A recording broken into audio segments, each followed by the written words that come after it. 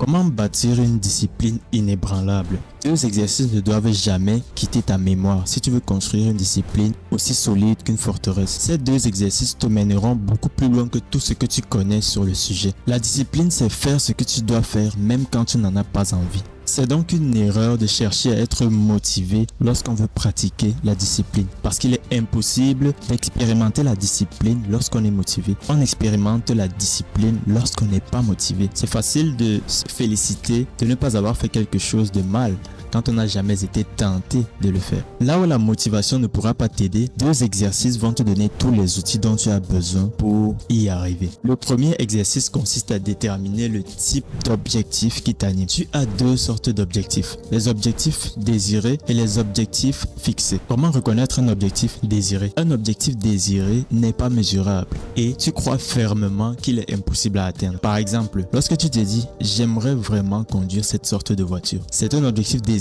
Tu ne connais pas la somme qu'il te faudrait générer pour pouvoir te permettre cela. Et en plus, quand tu regardes ta situation, tu es persuadé que c'est impossible pour toi. Les objectifs fixés sont complètement différents. Un objectif fixé est complètement mesurable et clair. De plus, tu peux connaître les obstacles qu'il y aura sur le chemin, mais tu es convaincu que tu es prêt à faire tout ce qu'il faudra pour les dépasser. C'est par exemple lorsque tu te dis « je veux perdre 15 kilos » ou lorsque tu te dis « je veux générer 10 000 euros en vente en ligne ». C'est aussi précis que ça. Lorsque tu pratiques cet exercice, si tu te rends compte que tu as un objectif désiré, abandonne. Tu es incapable d'être discipliné pour un objectif désiré.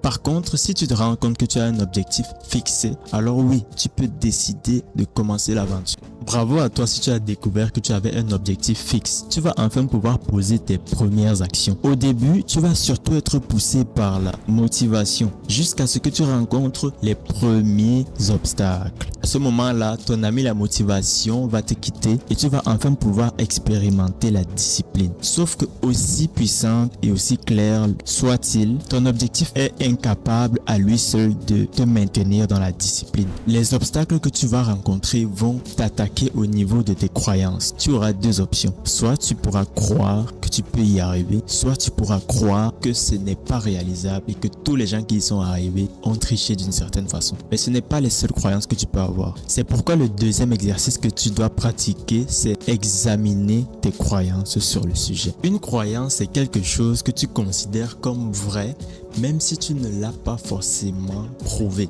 Les croyances sont très dangereuses parce que très souvent, on n'est pas conscient qu'on est sous l'action d'une croyance lorsqu'on l'est. Lorsque tu crois quelque chose, tu le déclares rarement, mais toutes tes décisions, tes actions démontrent que tu crois cette chose. Et en plus de cela, de ton point de vue, la croyance, c'est une pensée qui revient à chaque fois que tu te retrouves dans les circonstances liées à cette croyance-là. Par exemple, est-ce que ça t'est déjà arrivé lorsqu'un ami veut te vendre quelque chose, de croire que tout ce qu'il veut, c'est ton argent? Mais bizarrement, lorsque tu t'en vas toi-même dans un supermarché et que tu achètes des choses, tu n'as pas l'impression que le commerçant, tout ce qu'il veut, c'est ton argent, même si c'est actuellement tout ce qu'il veut. Les croyances s'installent dans ton subconscient par des affirmations que tu as souvent entendues ou des affirmations que tu as souvent prononcées. Examiner tes croyances consiste donc à vérifier les faits. Passe-les à un examen logique et observe si ça fait du sens. Parce que ce n'est pas parce que tu crois que quelque chose est impossible qu'il l'est. Ça nous est déjà tous arrivé de nous dire non, ça peut pas marcher et ensuite ça va marcher.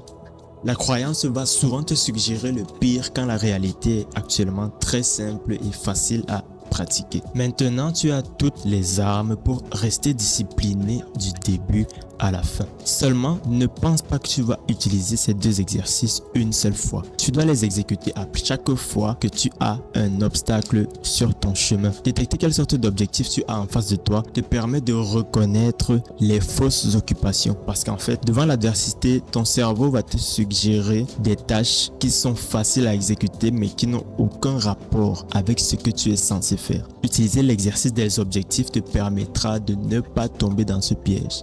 Et à chaque fois que tu auras un problème qui te semblera insurmontable, l'exercice des croyances te permettra d'examiner la réalité de façon rationnelle et de prendre des décisions réfléchies. Gagner en discipline te permettra de rester constant tout le long de ton objectif. Mais si tu veux compacter la distance qui te sépare du succès, regarde la vidéo qui va s'afficher à l'écran. À la prochaine.